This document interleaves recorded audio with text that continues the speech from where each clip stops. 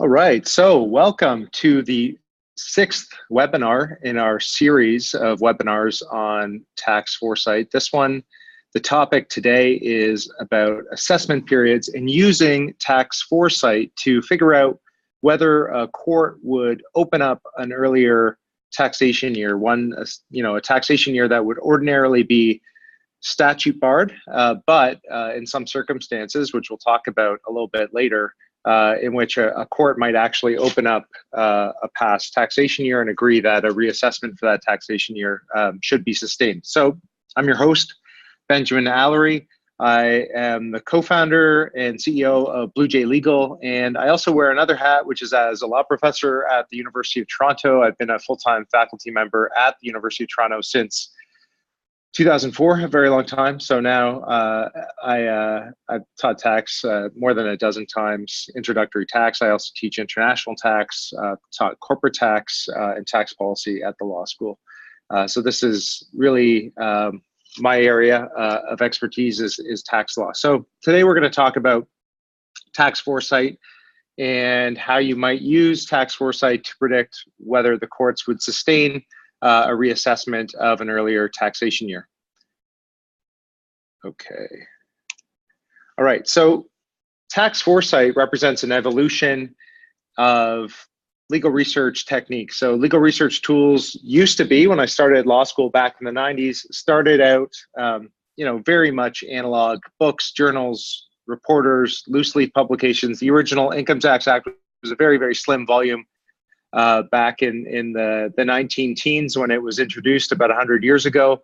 Now it's grown into a behemoth. It's a massive volume, and it's becoming really quite unwieldy, notwithstanding the fact that lots of people show up to meetings carrying physical income tax acts. But what we've been seeing over the last 20 years is a movement towards using digital methods of dealing with that information. So mostly taking those materials that used to be in hard copies and digitizing them for reading from a screen, working through them on a screen, conducting keyword searches on a screen, annotating them in a lot of online legal research platforms. You can add your own annotations and notes to digital versions of the Income Tax Act or the regulations or the Excise Tax Act, whatever it is that you're dealing with. You can save a lot of stuff and save your research trail. And it's very, very useful. This movement from analog to digital legal research and tax research is no different than legal research in this regard. Tax foresight represents a next step in research, which is computational. So using machine learning algorithms, using predictive analytics to process a lot of this information that has been made available digitally, but extracting insights from all of that information using algorithms. So using the fact that computing power has doubled every couple of years, going back for a very long time, back into at least the 60s, and using the fact that we have really great algorithms that are now tractable, using that computing power, and the fact that stuff is available digitally means that we can actually get insight into these materials using computational methods. So this is really exciting. Much as all the firms have and government has made the move from analog materials to digital materials, firms are at different stages of transition from the digital realm of research through to using these new computational methods. So I'm really delighted that we've got as many participants on this webinar as we have to talk about how you might use some of these computational methods to assist you in representing your clients, giving your advice, whether you're in government or whether you're in private practice, whether you're in accounting or law. Regardless of the context in which you are practicing, you can provide value-added insight to your clients using these new kinds of computational methods. And we're going to run through an example of how you might do that today in this webinar. Okay. How does the conventional research path differ according to whether you're in an analog world or a digital world or a computational world? In the olden days, right, in the old school method of doing research in an analog world, you'd have to go to a tax library of some kind, whether that's a law library or a library in a firm. and find all the volumes that appear to be relevant. And that in itself would be a challenge, right? So you'd often enlist a librarian helping you to figure out which volumes are actually relevant to the particular legal question you're researching. Then you'd have to read through a large stack of cases and secondary materials, maybe some old Canadian Tax Journal volumes, conference reports, proceedings. And then you'd sit down and craft a research memo that picks out different elements from these hard copies. And you might have post-it notes in all of these different materials and work through them and get it all in one place in your research memo. And then you would try to identify the most similar cases. And you have to look through massive reams of information to try to find those cases. And often it's hit or miss in that world whether or not you'd actually find the cases that are most relevant to your client situation. And you'd iterate, right? So you'd shop your memo around to others at the firm or others in your department and say, am I missing anything? Does this make sense? Does this hold together? Are you aware of other materials that I should be looking at? And you'd iterate and repeat. And it took a long time to find the stuff and then also to process those materials. And ultimately, the work product would be of highly variable quality. So in the hands of a skilled practitioner, the work product would be fantastic, but it would take a long time to get there. In the hands of a less expert researcher, the work product would be often really quite incomplete and wouldn't actually represent everything that you would want to include in that memo. In the digital world, this is different. Of course, all the materials are available online. So there's no issue of someone using your book and the book not being available, that volume not being there. Use keyword searches to find the relevant cases and relevant secondary materials. You can note up the relevant statutory section to find relevant cases. And you can follow hyperlinks within the cases to find new cases. And so finding materials becomes a lot faster than it was in the analog world. Then you have to read through all the relevant cases, though. That part doesn't speed up. You have to read through all the cases and really process what's going on. And in the same way as you made notes in the analog world, you'd still want to make notes in this new digital world about the different materials, and the actual crafting of the memo would be largely the same. And then the refinement of that memo remains the same.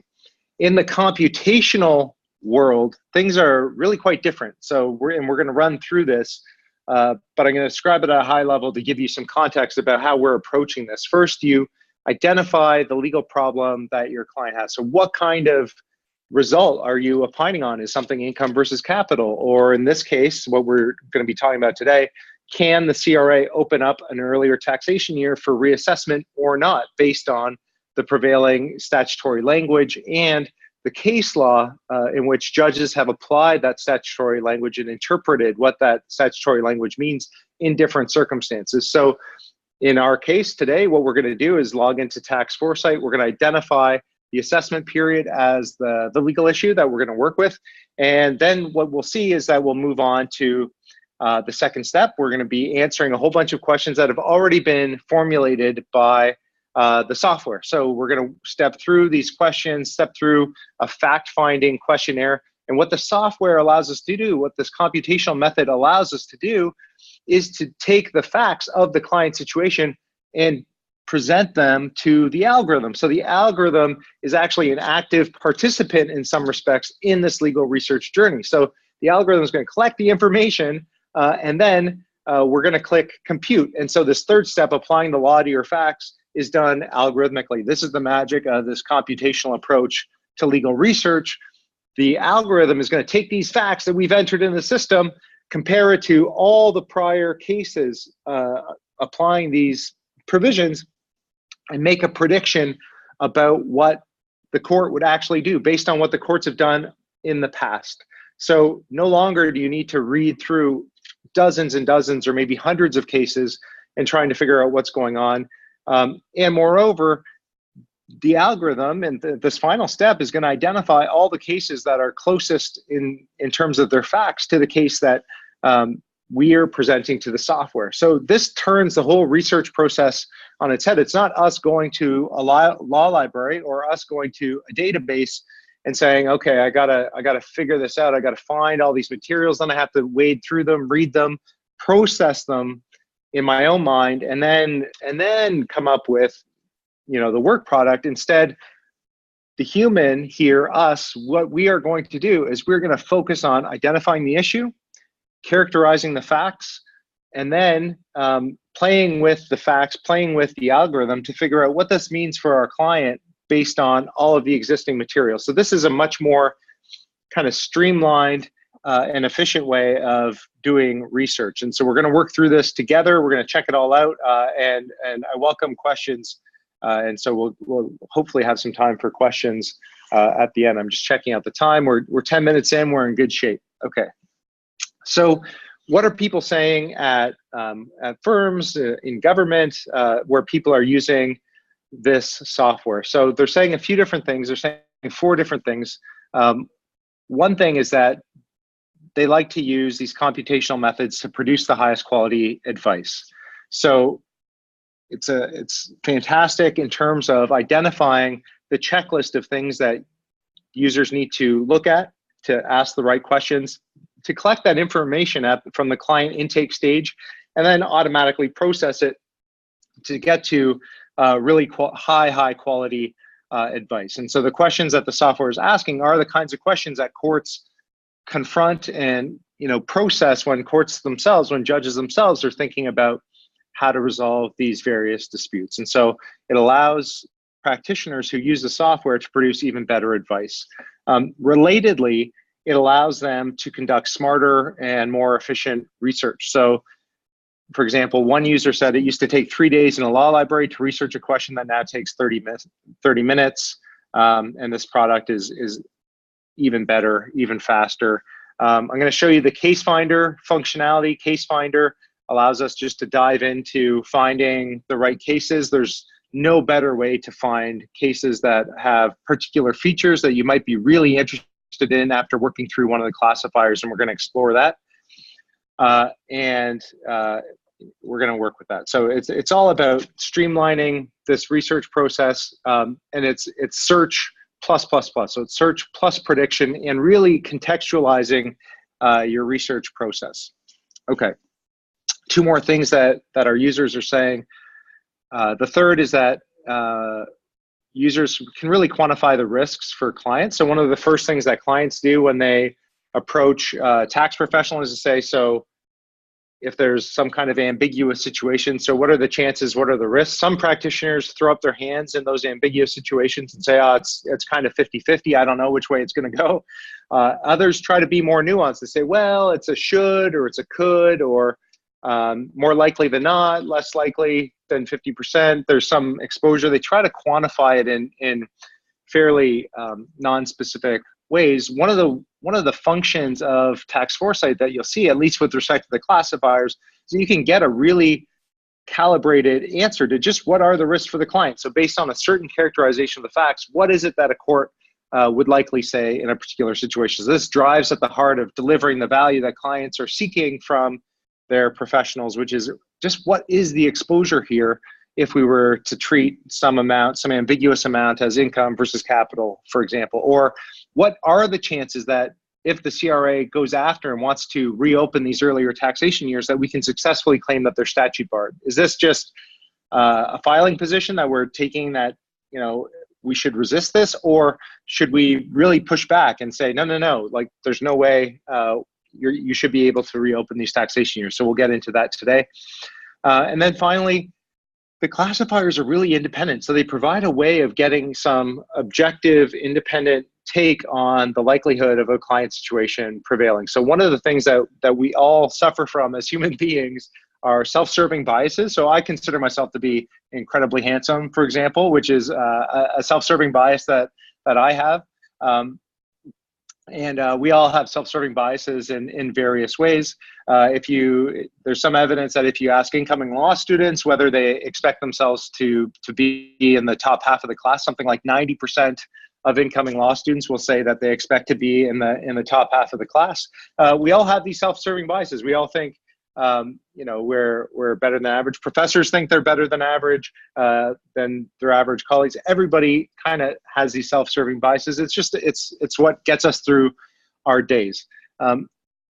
it is pernicious when it affects your professional judgment. So if your professional judgment is being clouded by your desire to understand your client's situation in a way that feels good to the client, or if your professional judgment is being influenced by the fact that you consider yourself to be a zealous advocate for your client, you may paradoxically be not providing your client with the very best zealous advocacy that you might be otherwise able to if you are glossing over or ignoring certain things that may provide some exposure to your client in the case. So using the classifiers, using tax foresight to figure out where the chinks in the armor may be is what self-aware tax practitioners are doing. So what really are the risks here? What really is going on here?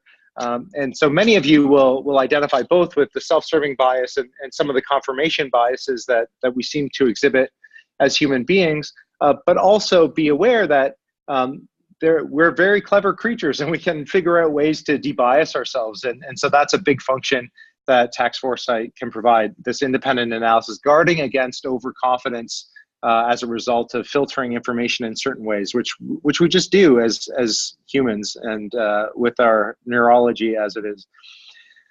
Okay, so let's get into brass tacks here. Let's explore this assessment period classifier on tax foresight. And here's the research question that we are confronting, we're going to address in this case. So what we're going to do is run through an actual recent case, a recent judgment from the Tax Court of Canada.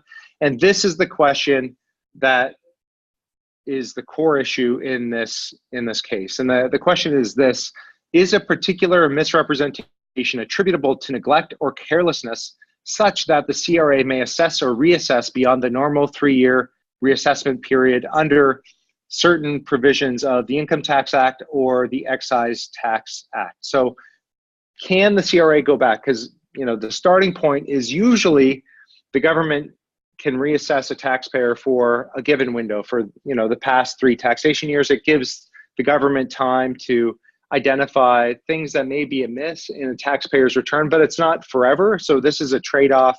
It's a balancing between the taxpayer's need for certainty and closure with respect to earlier taxation years and the pragmatic reality that it's very hard for the government to reassess immediately after the end of a taxation year. There has to be a reasonable give and take here about the period during which a taxpayer may expect that the government may go back and double check on audit some of the tax positions taken in earlier taxation years by the taxpayer. So the normal way of handling this is to say, okay, a 3-year reassessment window represents the right kind of trade-off between the government's interest in auditing and safeguarding the integrity of the system and the taxpayer's desire for closure, for certainty about their economic affairs, including especially their taxation affairs. So this is the trade-off. Okay.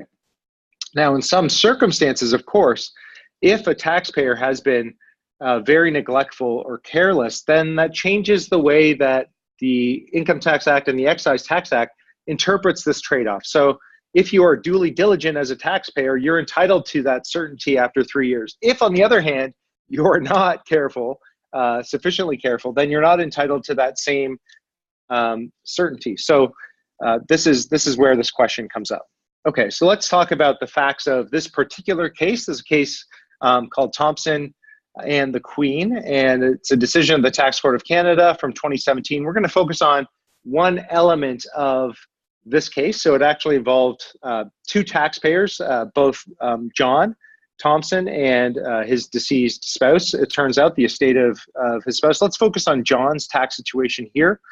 And the question for the court is whether or not the CRA can reopen up the 2006 and 2007 taxation years. So ordinarily, these taxation years would be statute barred because of the provisions that we've just talked about from the Income Tax Act. Okay, so what are the facts? What's going on in this situation? So John is a taxpayer in Alberta, based in Edmonton, my understanding is.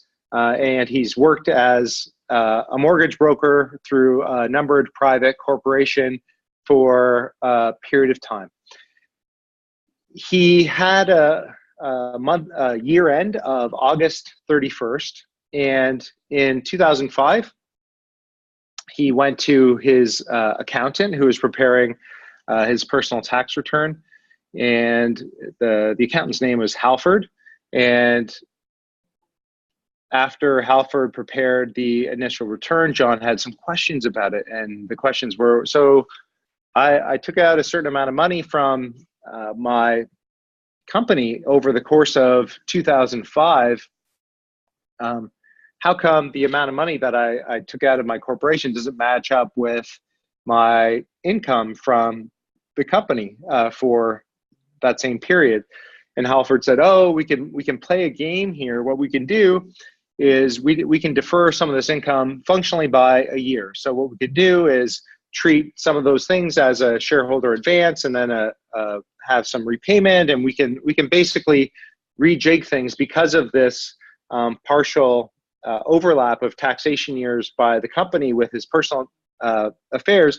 We can actually rearrange things and be creative about how we defer this income. So that was Halford's response. So in 2005, John asked a bunch of questions about this. It's unclear whether he fully understands Halford's explanation about how this is happening, but he ultimately says, okay,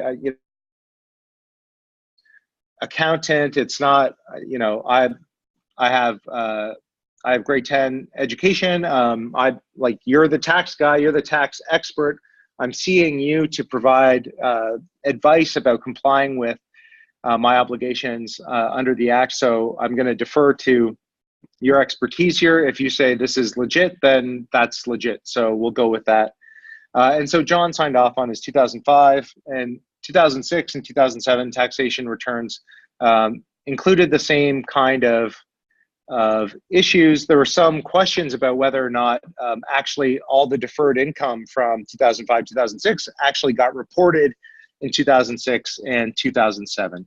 So in any event, fast forward to 2009, and Halford is increasingly erratic. John is increasingly concerned about the quality of the advice and the quality of the filings that Halford is preparing for him. And so he approaches another accountant, a guy named Jeffrey. And so Jeffrey is an accountant at one of the big accounting firms. And initially, Halford and Jeffrey are kind of in communication. Halford's providing some information to Jeffrey. Jeffrey's, really concerned that Halford's not been doing things properly. And at some point, Halford just stops responding to Jeffrey's queries, because it turns out that Halford really, really messed up some of the earlier taxation years. So Jeffrey's approach to solving this is to say to John Thomson, John, what you need to do is disclose some of this unreported income. So you've got unreported income. What we should do is do a curative return in 2009. And so it gets filed in 2010. We'll do something curative here. We'll take all those amounts that really should have been declared as income. We'll report them now, and we'll attempt to solve the defect that way. So John thinks that this is going to work. The CRA disagrees with that method of solving this deficiency and goes back and says, no. Those deficiencies really properly belong in the earlier taxation years. They belong in 2006 and 2007, and it should have been an extra $52,000 in 2006 and an extra $92,000 in 2007. And so this isn't acceptable. And what we want to do is go back and reopen those earlier taxation years. And of course, John's response is, well, those earlier taxation years are now statute barred because it's been more than the 3-year normal reassessment period. And so, no, you can't go back. Okay, so how would we address the situation using tax foresight? So what I'm going to do here is switch into tax foresight. I'm just going to log out and then log back in real quickly. So this is tax foresight. This is the login screen that all of our clients are now seeing. When you log in, it'll take you directly into this landing page. You'll see I've got my favorites. The assessment period is one of my favorites here. there are a whole bunch of classifiers that we've built. So depending on what kind of question you have, there's likely some kind of classifier that addresses it. If you want to find something really, really quickly, you can search, for example, for GAR, or you can find income versus capital. You can find those things really quickly. What if it's a worker classification issue? Different things come up. So you can use the quick find, or you can just scroll through and have a look at some of the headings. So income versus capital, we've got 4 different classifiers focusing on different kinds of properties that raise different kinds of issues. If the issue is around something, the characterization of a source of income, so is it office and employment versus income from business, for example, you'd go to the worker classifier. If it's personal versus business, say in the case of gambling, you go to the windfall classifier. If it's business versus property in the context of a rental property, you go to business versus property. If it's about characterizing some amount as a taxable benefit or a shareholder benefit, you go to these inclusionary classifiers and case finders, deductions. We've got past webinars on a lot of these topics: residency, carrying on business, if it's jurisdictional, central management and control. Gross negligence is really related to this assessment period thing. A lot of the questions are in common. We've got another webinar on the gross negligence classifier and case finder. You should check that out if you're curious. We've got Section 85 election eligibility, navigator, which you can check out. Tons of stuff on here. Our focus is going to be on this assessment period thing. What I'll just do is I'll pull up one of these saved classifications, and this is the right one. And so I'm going to hop in here. And what you'll see now is the question and answer. So this is the questionnaire. So if we're thinking back to that earlier slide about how do these computational research methods work, we're on the first step. So we have identified the issue. The question is, can the government go back and reassess this earlier taxation year, 2006, 2007? I'm going to focus our attention. Let's focus our attention on 2006 as we answer these questions, because the analysis is going to be the same for 2006 and 2007 in terms of the overall result. Either the government can open up both years, or they're both going to be statute barred. Okay, so how this works is we come in and the system starts asking us questions. So this is the fact collection stage of the classifier. So we come in, it starts asking us questions. So what's the highest level of education the taxpayer's completed? According to the facts of the case, it's 10th grade. So it's less than a finished high school diploma. So we can check here, is it really less than high school? Because it's not grade 8 or grade 7, but yes, so we're told here, do not include programs that were not finished. So we can't say high school because high school for this taxpayer wasn't finished, so we'll say less than high school. Is the taxpayer fluent in either English or French? There's nothing in the facts here that would suggest otherwise, so we say yes. Select any of the following that apply to the taxpayer. So here, what's going on? The taxpayer clearly has work experience involving responsibility for the finances of the business. There was some evidence that John kept the records fairly informally, but still in a coil-bound notebook, but he kept track fairly manually in a rudimentary way of the receipts and also the withdrawals from the corporation's accounts. But he was responsible for the finances of this numbered company. He did own, operate, or control a business. We're not told whether he is a member of the board of directors or not. Let's just present the case as if he's not. Maybe his spouse was on the board and he wasn't, for example. Okay, question 1.4, was he suffering from some kind of medically diagnosed condition that negatively affected his cognitive abilities during the time the tax return in question was completed? The answer is no. Okay, so we continue on here. And now we see on the menu that we're being asked a number of questions about the tax preparer here. So now we need to keep in mind, so the tax preparer referenced here is Halford, and we need to imagine that we're answering these questions back in 2006 when Halford was preparing the initial return that the government is hoping to reopen the taxation year for here. So did the taxpayer prepare his or her own tax return the majority of the 5 years prior to the year of the 2006 tax return? The answer is no. Did someone other than the taxpayer complete the tax return or amendment containing the misrepresentation in question? Yes, so that was Halford. Does the tax preparer have an accounting designation? Yes. Including the tax year in question, for how many years had the taxpayer used the services of this particular tax preparer? I believe the answer is 2 here. We can go back and check out how this answer may influence things. I believe Halford was retained for the first time in 2005. And so for 2006 would have been the second year that Halford was being used by Thomson to prepare his tax return. 2.5, did the taxpayer have a denial of a claim or an inclusion income in a prior taxation year for a return prepared by the same tax preparer? The answer is no.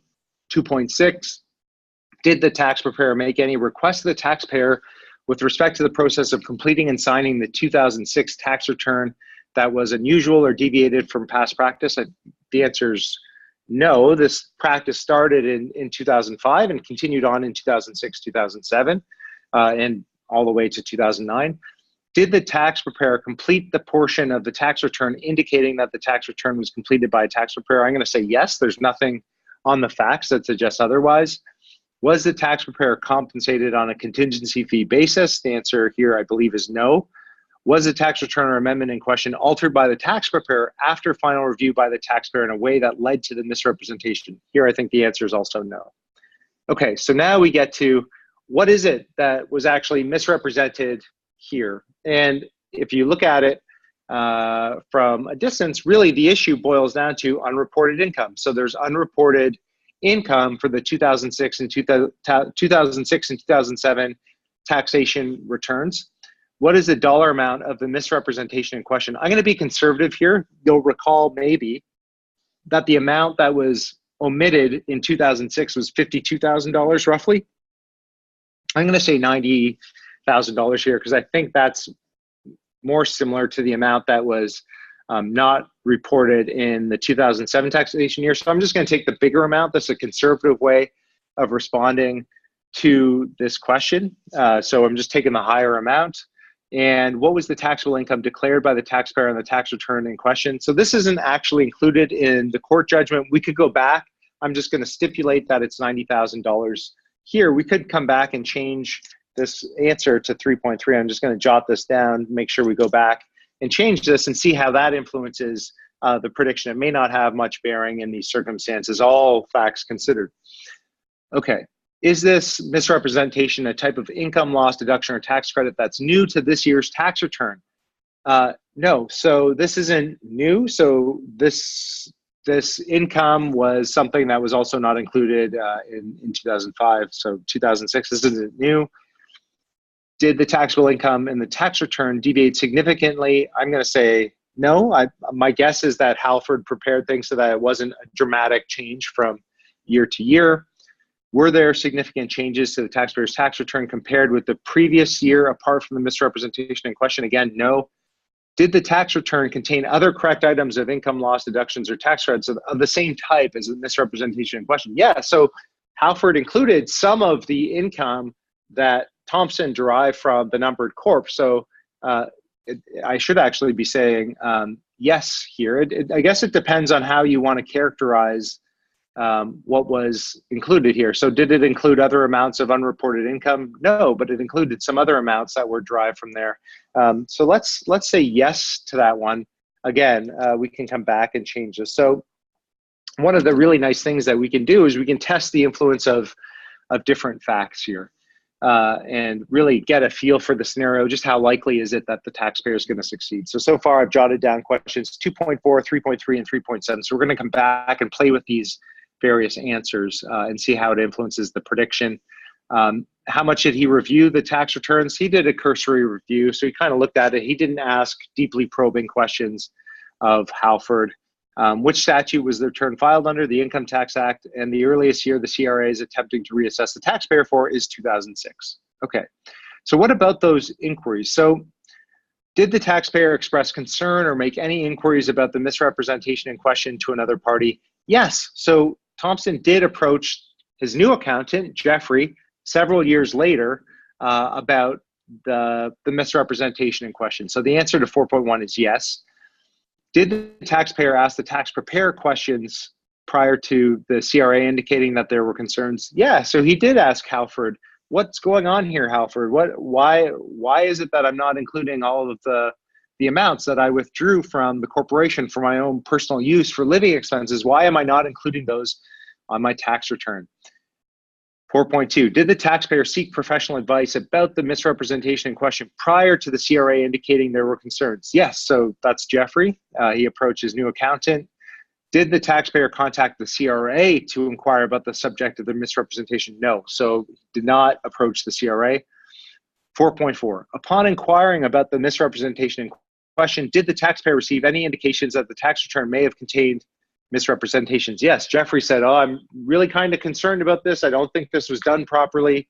We're going to have to figure out some way of resolving this. And then 4.5, under the assumption that the tax return did include a false statement or omission, which it did the taxpayer make any changes to the tax return in an attempt to correct the false statement or omission prior to filing? No. So the taxpayer did not go back and file amended returns for 2006 or 2007. Instead, the attempted curative action involved a later tax return. And so here, 4.5, the answer is no. Okay, does the tax return, now we get to the records, does the tax return accurately reflect all the records received by the taxpayer over the course of the year? Here, the answer is clearly no. The tax returns didn't match up with the records that Thomson had in his coil-bound notebook. And did the books or records provided to the tax preparer match what was claimed? Again, the answer is no. So I've already computed this. So I am seeing now this recompute button. If this is your first time through the classifier, you just see the compute button. So I'm going to click recompute.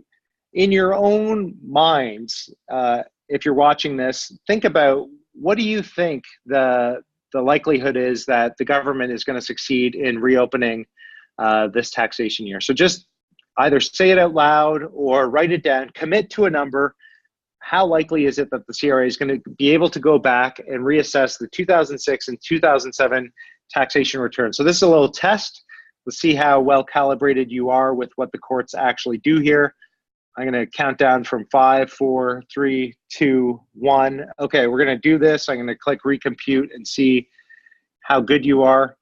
Okay, so the classifier here, the assessment period classifier, is giving a very strong prediction that, in fact, this would be considered to be attributable to neglect or carelessness on the part of the taxpayer. That, of course, means that the court will allow the CRA to go back and reassess the 2006 and 2007 taxation years. What you see is this level of confidence is very strong, 95% plus.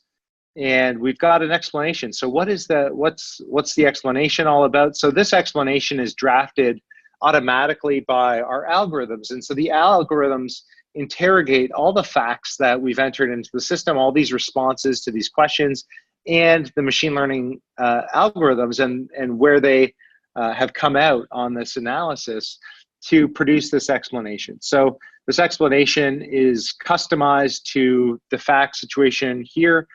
We get links to some cases. Here we see the Venn case. I can log into TaxNet Pro here. So I'm a subscriber to TaxNet Pro. So I can log in and I immediately get linked up with this leading case. If any of you are subscribers to TaxNet Pro, I want to highlight one thing while I'm on this page, which is this Tax Foresight link here. So if you're also a Tax Foresight subscriber, you click on Tax Foresight, that will take you directly to the Tax Foresight site, and you can conduct your research that way. So there's two-way integration between Tax Foresight and TaxNet Pro. And so this is going through all the different considerations that judges actually consider when they look at whether or not they should allow an earlier taxation year that would otherwise be statute barred to be opened up. So is the taxpayer being neglectful? Okay, now we see the system has identified a bunch of similar cases that seem to share the factual fingerprints with our case. And looky here, we've got the Thomson case as among the top 10 most similar cases. And so we see at a glance as well that the court, in fact, in Thomson did say that the taxpayer was negligent. And you can see why the algorithm is just so confident about this outcome here. It's saying, look, in all of these earlier cases, the earlier taxation year could be opened up on account of the taxpayer's neglect. So here the standard has very clearly been met for the government to open up these earlier taxation years. Every similar case has said so. And then we get the most cited authorities here. These are the cases that the courts most frequently refer to when engaging in this exercise of thinking about opening up an earlier taxation year. One of the things that you can do is download a report as a user. So I clicked on the report button. The system's generating this PDF. And so what a lot of our users like to do is to generate these PDFs and file it with the client's materials. And so it's useful because it provides at a glance all of these links, the result, and it canvasses all the questions and all the answers that we entered in the system. So it's basically here, all in one place. Okay, so that's very useful for various reasons. Some people are using it in conversations with opposing counsel. So how do we actually resolve some kind of dispute? If you like what the classifier is telling you, then you might want to talk with your opposing counsel and say, hey, look, let's settle this thing. Tax Foresight is saying we have a very strong case. You should be aware of that. If this were to go to trial, we'd very likely win. If it's weaker, you may not want to do that, but it's good for you to be aware of that as you consider different settlement offers from the other side. Okay, so I said there are some questions about 2.4. Like, let's suppose Halford had actually been representing or preparing tax returns for Thomson for a longer time. So instead of 2 years, let's say 10 years. One thing we can do is play with these scenarios and see how it influences the result. So we changed that from 2 years to 10 years. And again, the result is really, really strong. It doesn't really change. Okay, so 2.4 doesn't change. I'll change that back to 2 years. On the tax return, I said, okay, let's say instead of $90,000 as the taxable income declared by the taxpayer on the tax return in question, let's see what happens if we change that to $30,000. I think that's too low. Let's see how that changes it. So we'll do lower first, and then we'll go higher. So this is $60,000 lower than we tried the first time. And the result is the same. Okay. And so this is just a way of, I think it was here. Yeah. So this is a way of robustness checking the result. So how robust is this result? Let's recompute that. Same result. So it's not really, it doesn't look like that question is really, really powerfully influencing the result here. Okay. And then I made a note. So we know 2.4 doesn't really matter. 3.3 doesn't really matter. What about 3.7? So we said yes, that the tax return contained other correct items of this kind. What if we change that to no? Does that change the result? No, it doesn't change the result either. Okay, so that's interesting. So what we've done is, this is kind of cool, because what we can do now is say, okay, certain things are not material. So we could fight battles over these things, but it's just not going to change the result for the taxpayer. What if I could say, what if I could convince the court that my client, Thomson, had actually really carefully reviewed these 2006 and 2007 taxation returns, was mistaken about those returns, but really did engage in a searching, careful review of those returns prior to filing? Okay, that's not going to be a winning argument either. So it seems like kind of this is kind of sunk. This is not great.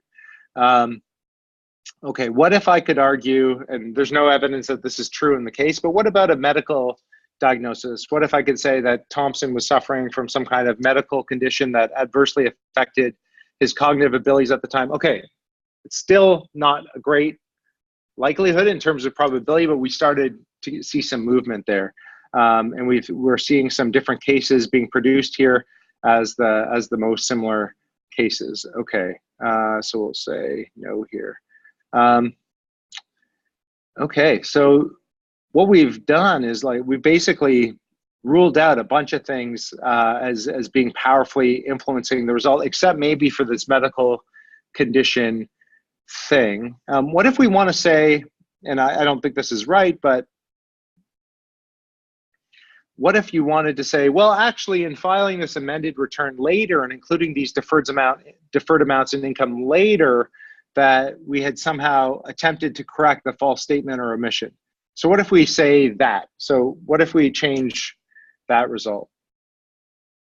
All right, so this is interesting. Now, this is very different though, right? So we need to contextualize this result. So this would be different if, say in 2006, 2007, and 2008, if the taxpayer had gone back and filed an amended return for 2006 or 2007 and included those amounts, and then it took the CRA several years to catch up with him, then the answer would be not attributable to neglect or carelessness. The issue is that when the taxpayer is being advised to include these amounts sometimes later, it's not with respect to those earlier taxation years, it's including it sometime later. So I don't think you could really run this argument, but it is useful as a thought experiment to run through the scenario and see how a court would likely think about it.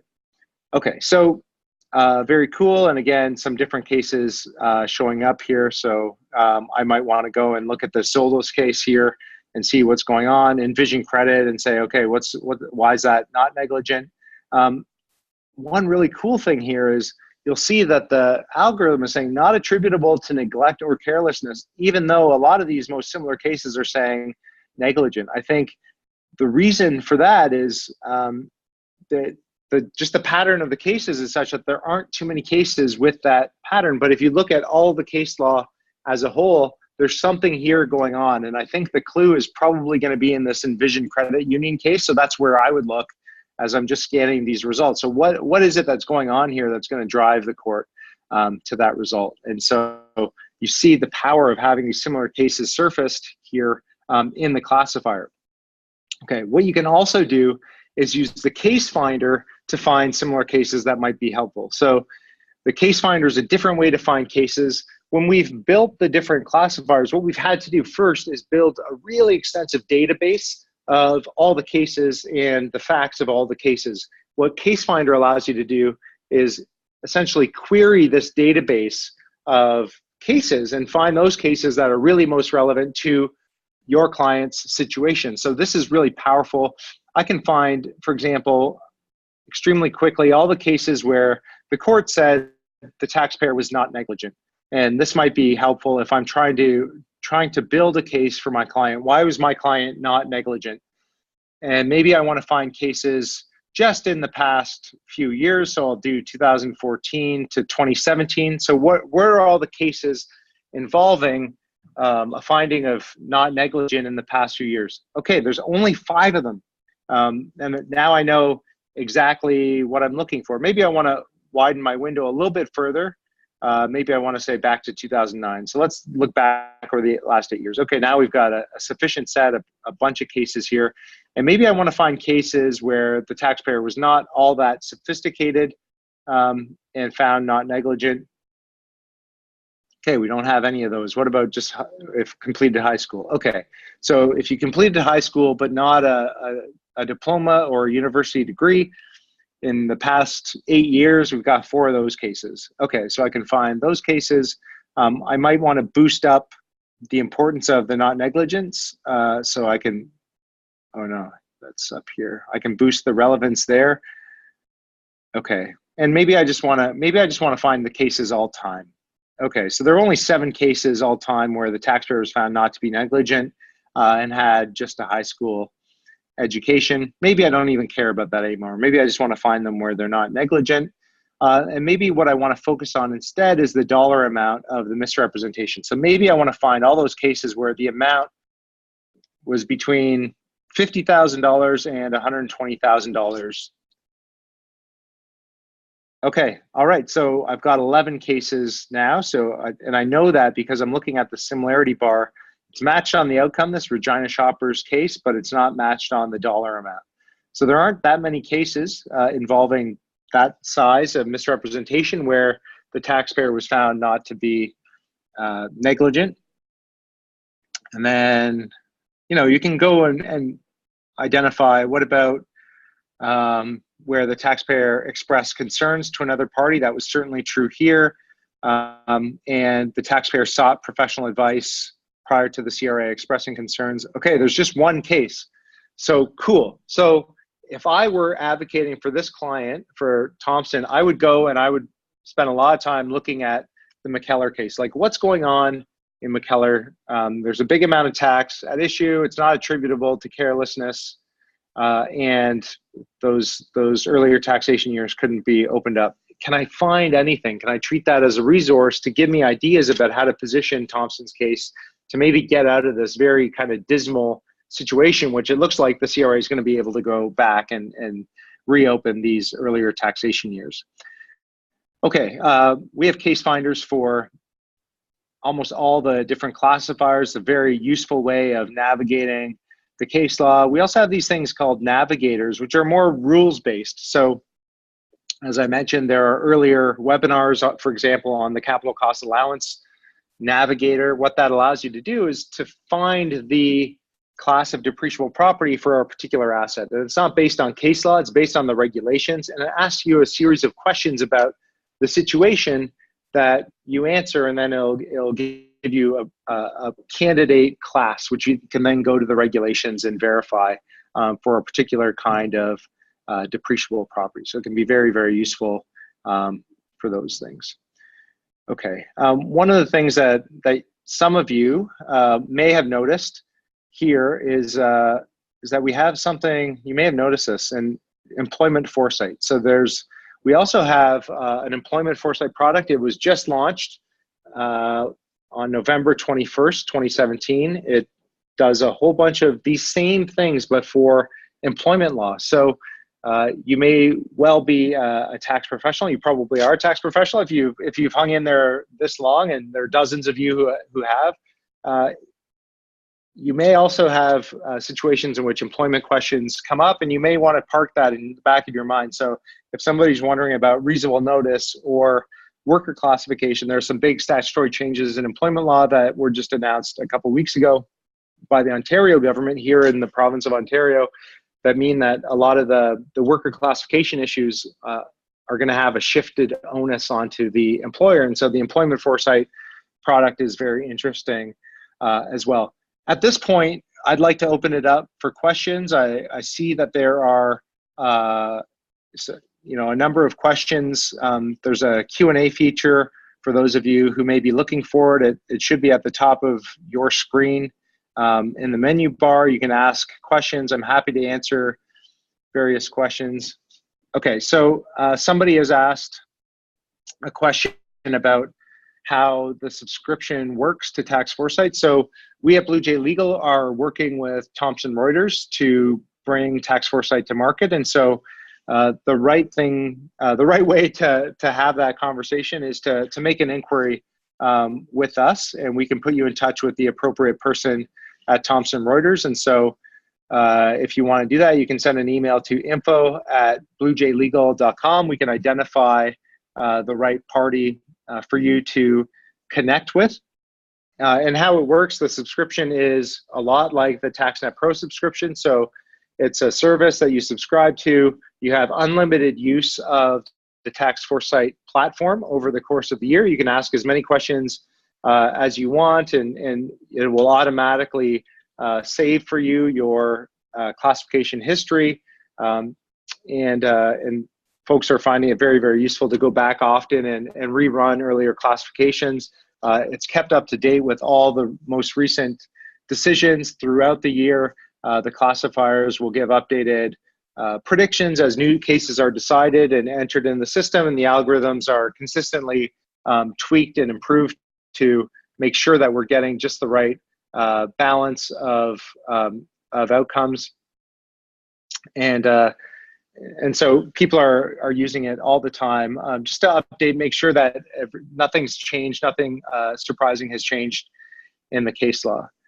Someone has asked another question, which is, do smaller firms use this product, or is it mainly for larger organizations? Certainly, the first organizations out of the gate have been larger organizations. And so some of the large financial institutions in Canada are subscribers to tax foresight. Some of the big four accounting firms are subscribers to tax foresight, and more are coming on we expect very shortly to have all the big firms on tax foresight and using it. There's no bigger employer in Canada than the government of Canada, and we're at various stages of piloting with the government for the use of this software, and so that's also very exciting. Having said that, there are a number of smaller organizations that are also using the software, so we have a very attractive price point for those with a small accounting practice, a small tax practice, to get access to these big league kind of classification tools and tax research tools that make it a no-brainer for smaller organizations to subscribe. And so a number of the more innovative, smaller shops have subscribed to tax foresight. And what we hear is that some of the smaller firms are saying, this actually can dramatically change how I practice either law or accounting. This changes how I interact. This means I can be much faster, much more responsive to my clients on things that would otherwise take too much time to research. I just wouldn't be able to give a satisfactory answer. This saves me the hassle of going to a tax lawyer or a tax specialist in a lot of circumstances. I can just focus on what tax foresight says and then verifying the answer. So as with a lot of things, sometimes it's very, very difficult to come up with an answer from scratch. It's actually a lot less difficult to verify that an answer is right. So in mathematics, it's sometimes very, very difficult to come up with a proof, for example, of the Pythagorean theorem, but it's actually much easier to verify a candidate proof and work through, does this work, does this work, does this work? You can do that with tax foresight. You get the answer based on your client's facts, and then you read the cases and say, does this mesh with what I'm seeing in the cases? And a lot of times the answer will be yes. Okay. All right. We're almost out of time. I want to give the opportunity to ask any additional questions.